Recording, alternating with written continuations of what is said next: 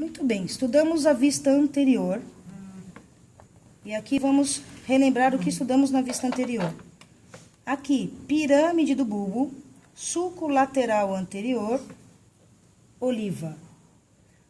Vindo ainda no sentido látero-posterior, a gente consegue visualizar aqui o pedúnculo cerebelar médio, que está cortado porque o cerebelo foi removido.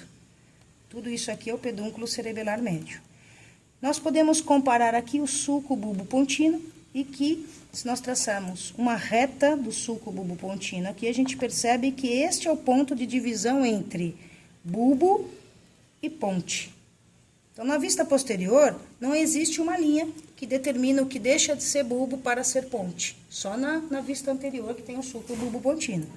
Neste ponto aqui, nós vemos que tanto o bulbo quanto parte da ponte estão envolvidos aqui na formação do quarto ventrículo.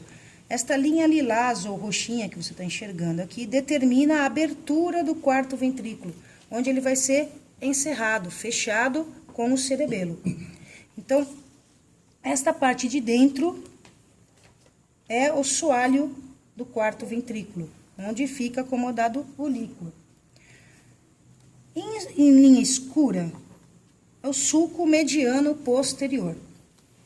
O sulco mediano posterior determina aqui a divisão do lado direito do lado esquerdo. Mas existe também um sulco lateral posterior, que é bem fininho, bem pequenininho.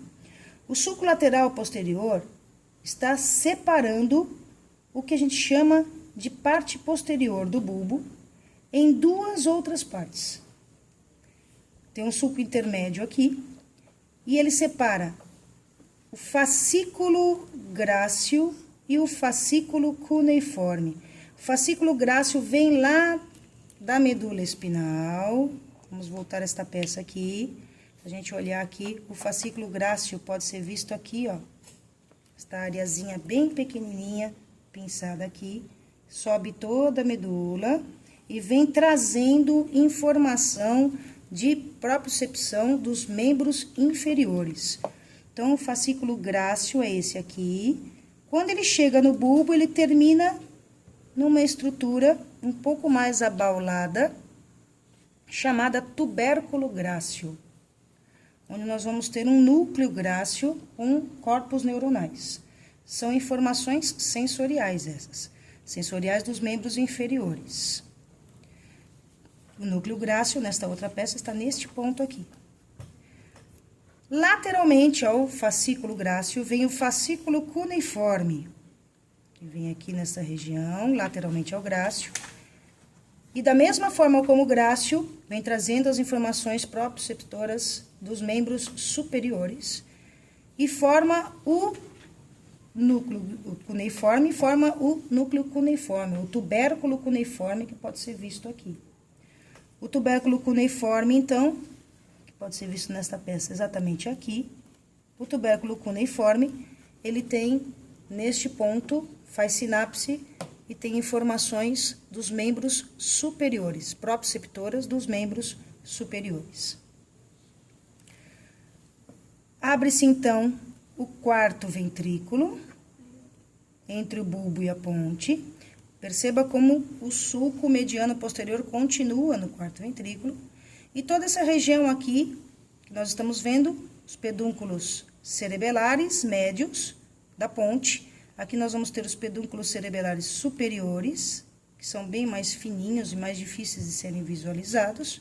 E tem também os pedúnculos cerebelares inferiores, que não podem ser visualizados se foram retirados nessa peça. Essa aqui a gente não consegue ver nem a parte do mesencéfalo.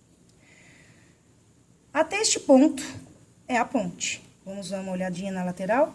Olha lá. Então, aqui nós temos a divisão, a separação entre ponte e mesencéfalo. Aqui os pedúnculos cerebrais do mesencéfalo. Nessa região posterior, o mesencéfalo muda de formatação. Ele muda de aspecto. Ele apresenta 4 formações arredondadas, chamadas colículos. 2 colículos superiores e 2 colículos inferiores.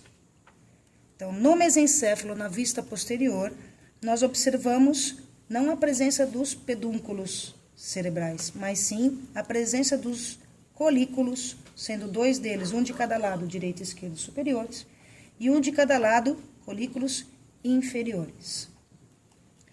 Essa região de abertura aqui acima dos colículos já não pertence mais ao tronco encefálico. Essa estrutura que a gente está vendo aqui não pertence mais ao tronco encefálico. Aqui termina o tronco encefálico no mesencéfalo.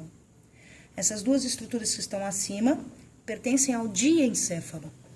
Então, é interessante de observar é que o tronco encefálico faz conexão com a medula espinal por meio do bulbo. Faz conexão com o cerebelo, basicamente por meio da ponte. E faz conexão com o diencéfalo, que pertence ao cérebro, por meio do mesencéfalo. Ele é como se fosse um tronco por onde as informações, tanto sensoriais quanto motoras, vão trafegar. E vão também trocar informações com o cerebelo. É uma região extremamente importante, que não se basta só para fazer conexão das estruturas, tem vários núcleos importantes do controle neurovegetativo, entre outros, mas também é importante se dizer esta via que o tronco encefálico participa de informações ascendentes e informações descendentes.